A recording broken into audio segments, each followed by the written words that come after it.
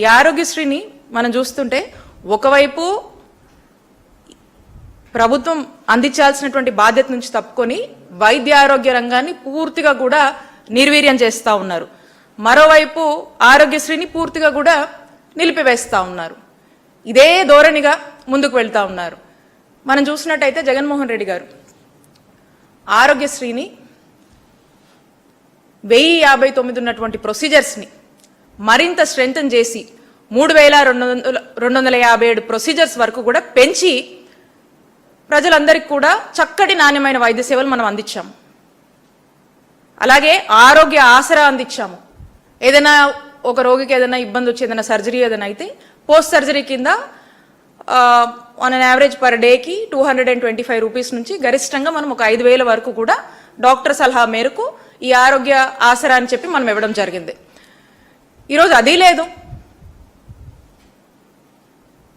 Network hospitals చాలా చక్కగా పనిచేసేవి, చాలా చక్కగా ఎంకరేజ్ చేసేవాళ్ళం. 9,000 చిల్లర ఉన్నటువంటి నెట్వర్క్ హాస్పిటల్స్ని 2,300 నెట్వర్క్ హాస్పిటల్స్ వరకు కూడా పెంచాము. వాటిని ఎంకరేజ్ చేస్తూ వాటిని మోటివేట్ చేస్తూ పని చేయించుకోవాల్సినటువంటి బాధ్యత ప్రభుత్వంగా మంది. ప్రజలకు నాణ్యమైన వైద్య సేవలు అందించేలాగా అన్ని మెజర్స్ తీసుకోవాల్సిన బాధ్యత ప్రభుత్వానిది. ఈ రోజున ఆ బాధ్యత ఏమీ కూడా ఈ కూటమి ప్రభుత్వం తీసుకోవట్లా.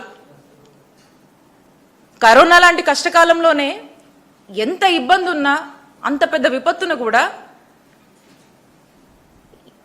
ఎంత అయినా కూడా ఏ కష్టమో నష్టమో బాధ్యతగా ప్రభుత్వం తీసుకొని ఎక్కడ కూడా ఇబ్బంది రాకుండా, రాష్ట్ర ప్రజలు ఇబ్బంది పడకుండా అటు ఆర్థికంగా కావచ్చు, ఫైనాన్షియల్గా కూడా వాళ్ళకు చేయూతను అందించడం కావచ్చు, చక్కటి వైద్య భద్రత, ఆరోగ్య భద్రత ఇవ్వడం కావచ్చు, ఏదైనా కూడా ప్రభుత్వంగా మరి జగన్మోహన్ రెడ్డి గారు ఆ రోజు ఉన్నప్పుడు చక్కగా ఈ రాష్ట్ర ప్రజల్ని కాపాడుకున్నారు.